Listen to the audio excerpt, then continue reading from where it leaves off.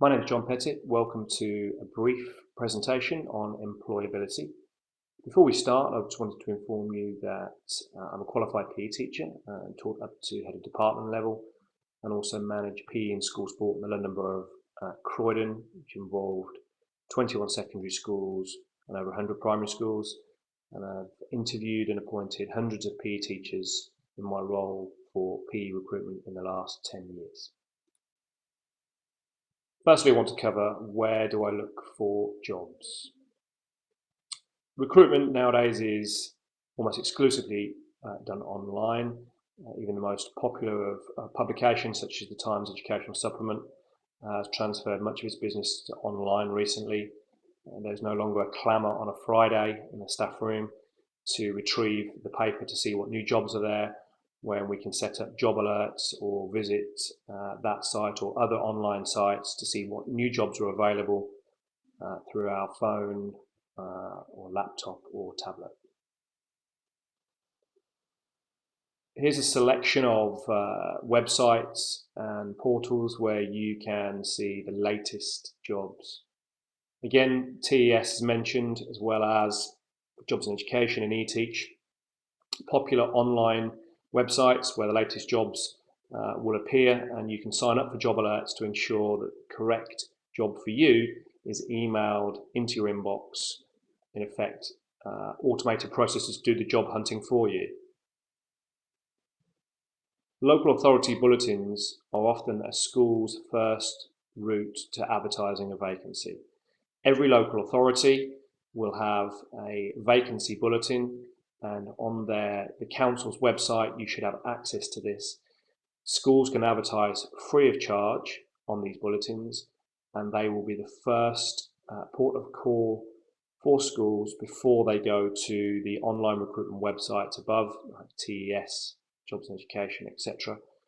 And you can often, depending on which local authority you're dealing with, sign up to a job alert or get an RSS feed to ensure that you hear about the most relevant jobs to you the moment the vacancy is posted.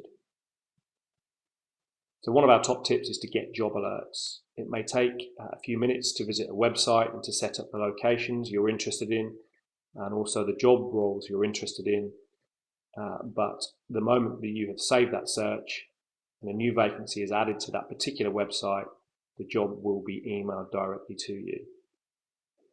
Job hunting is time consuming, but some initial time spent can save a lot of time and effort down the line, and job alerts is an ideal opportunity to ensure that you are not wasting too much time looking in the wrong places. As we mentioned, the TES, but also wanted to talk about the local paper. Again, they are often a very popular route for schools to go into, but that will be often a secondary route following local authority bulletins. The main thing is, and which we've seen over the last few years, is that when you're training, it's not an automatic right to get a job.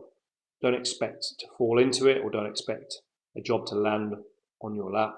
You have to be proactive. You have to get out there, get your name about, get your CV about, and look under every single stone. This is a snapshot of PE Recruitment's website. This highlights, for example, in the top right-hand corner, where you can sign up for job alerts. Again, ticking the geographical locations and the jobs you're interested in. And once again, when a new job is uploaded, it should be emailed, or will be emailed, directly to you. Applying for a role has to be planned in advance. When I say planned, it's down to the individual to have a plan of action in their head. Where do you want to work in the country? What sectors are you looking to work in, the independent or state sector? Do you want to take a gap year in between finishing your studies and starting your teaching career? The plans will change, so you not only need a plan A, a plan B, C, etc. The plans will change due to the time of year. If you're listening to this presentation early in the calendar year, January or February, Your plan A may be to look in a specific area at a specific type of school. As the year progresses, if you've been unlucky and not found your ideal role, that plan should change. Perhaps you widen your search area, perhaps you widen the variety of schools that you are going to apply for, but you need to give yourself the best possible chance of securing the job come the beginning of September. And if it means that you need to broaden your horizons, then I suggest that strongly that you have a number of plans up your sleeve and some cut-off dates to execute each plan as you go along. No matter what time of year you're applying for a role, please do your research. Websites will tell you one side of the story, i.e. a school side, but an Ofsted report will give you a warts and all appraisal of the school, give you the Ofsted's point of view, an opinion as to how good that school is. And if you can mix that with a mixture of research on websites and word of mouth, then you'll put yourself in a very strong position, armed with the knowledge, all the knowledge that you need to whether you want to apply for that position or not. Schools are forced to use application forms nowadays. This is from a safeguarding point of view and to ensure that all information is collated on every candidate. They can be long and arduous, and you will have to complete one if you are going to obtain a position in a secondary school or a school full stop. The suggestion is to, once you've completed your first application form, to photocopy it and use that as a template for future editions. If you are applying for more than one position in the same authority, there is an opportunity to photocopy large chunks of that application form and just to change the name of the school and to ensure that you put a relevant signature in the right boxes as well. Ensure that all your information is correct. Your facts are correct, names, dates, addresses are all correct, and that your writing is legible. You need to ensure that you prepare your referees and that they have agreed references or they have created a reference for you ready to send, particularly if you get to the end of an academic year and schools are looking for quick turnarounds. A long, protracted length of time for your referee to get your reference to the school may jeopardise your chances of not only getting an interview but obviously securing that role. Simple things like getting a sensible email address and ensuring that on that application form you come across as a professional individual. Get it checked. Get the application checked by a relative or a friend. Sometimes if you're filling a number of application forms in, you can become blind to mistakes. And also don't be afraid to call the school to ensure that your application form has been received. If you are required to submit a supporting statement with that application form, make sure that you keep it relevant. And whilst you can use a generic statement for the majority of that supporting evidence, ensure that you can tailor each statement to the job or person specification and keep it relevant to the school that you are applying for. On to the interview. A pre-interview visit is something that some candidates favour and some won't even think about. Personally, and from our perspective of PE recruitment, it's something we would always actively encourage. It's an opportunity to visit a school that you are either applying for or have applied for, and potentially spend some time with a head of department or a member of the senior team looking around the school and chatting informally. If you decide that you want to and you're lucky to secure a pre-interview visit, ensure you do your research on the school and the role and make some notes, and don't be afraid to take them with you. A member of the senior team or head of the PE will be very impressed if you are informed, if you ask informed questions, maybe take some notes or refer to your notes. It shows that you are a serious applicant and that you are seriously well organised.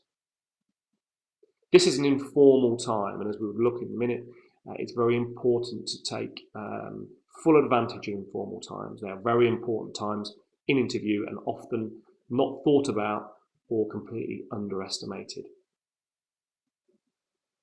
Each interview will normally require you to teach a lesson. whilst we're not going to go into the nitty-gritty of each lesson, ensure that they are well planned and pacey, they're progressive and fun, but don't try and overcomplicate things. You'll often not be given a full hour to complete the lesson. It may be 20-25 minutes. You will need to not only produce a structured lesson plan, but you need to photocopy it and hand it out to people who are observing you, and have a contingency in case, for example, you're teaching outside and it's raining. What could you teach inside in a small space or a large sports hall? Try to learn some names and try to offer some praise to the individuals or the pupils in your lesson. And upon the feedback after the lesson, don't be afraid to be a little negative about your own performance if you think that the lesson didn't go as well as you thought it would do. The sign of a good teacher is one who can recognise their own weaknesses. If the person observing put you down as a satisfactory and you think it was an outstanding lesson, then there's an issue. So don't be afraid to be reflective on your own practice. During the interview, the schools will be encouraged to ask specific questions about your experience and to ask you to give practical examples of where you have experienced a particular situation. Try to find some sample questions in advance.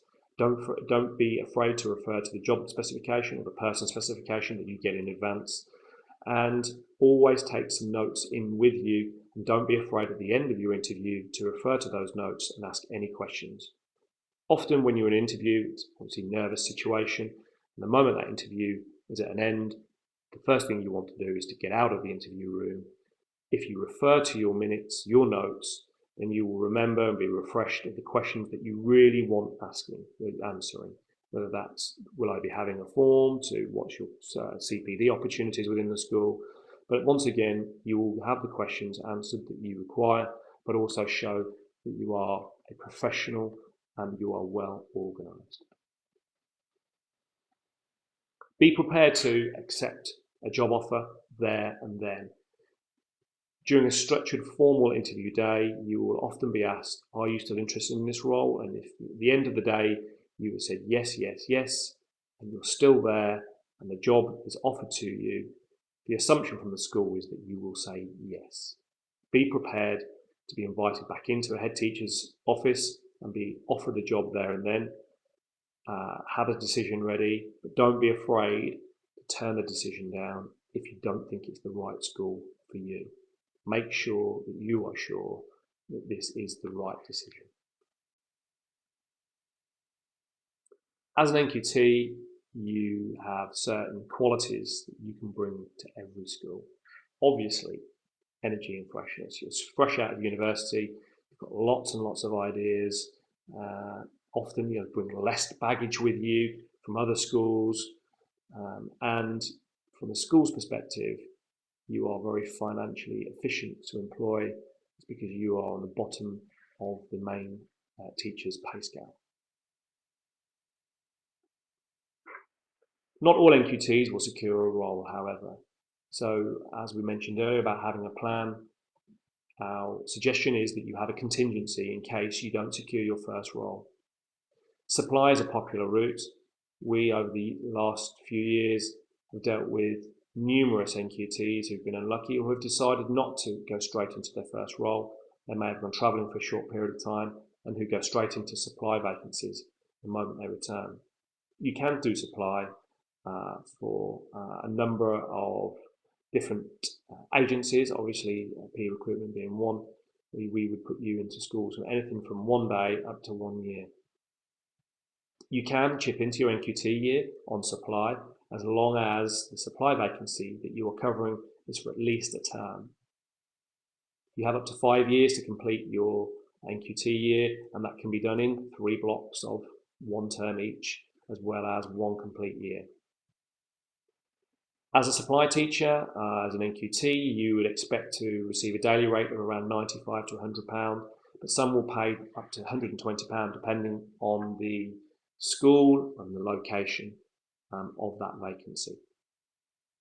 Please be aware though that after 12 weeks in one particular vacancy, as an NQT you are able to get a wage of £110.71 per day, This is something called the Agency Workers Regulations, where you have the equivalent rights as a permanent member of staff if they were on a similar pay spine as you.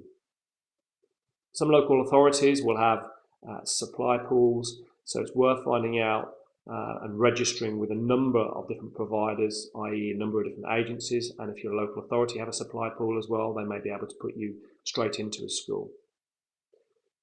Importantly, keep your CV updated as you go. If you do 1, 2, 3 days, a week, a month in a school, ensure you get that straight onto your CV and update the agencies that you're working with, or update the local authority of the experience that you have gained. Whilst CVs aren't used and the application process with schools nowadays, they are still heavily used by agencies and external organisations. CVs can be the first and probably the only chance to make a first impression with a potential employer. So keep it simple and clear and concise. It doesn't have to be too whizzy and too jazzy, as long as it's easy to read, it's consistently set out with popular font, lots of white space, and the formatting is consistent throughout. As we've mentioned, keep it updated. It's worthwhile always putting a personal statement in, and make sure that the first thing after your personal statement is your current work or professional experience, i.e. if you're teaching in a school, where are you teaching at the moment? Head teachers will know if you're applying for a teaching position that you should have the relevant qualifications, so don't dedicate your education experience to the whole of the first page and tell them every single GCSE and A-level result you've got. Put that into a small section on the second page along with your degree or relevant teaching qualification. Try to use some action verbs such as actioned, initiated, developed and presented. Keep your personal statement relevant, keep it interesting and keep it dynamic. And as I said, limit space given to your education.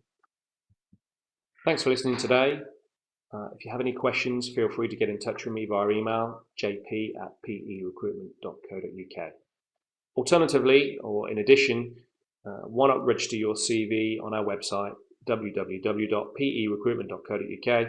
You can also see an extensive career section that will give you some tips and guidance for anything from CV to interview technique.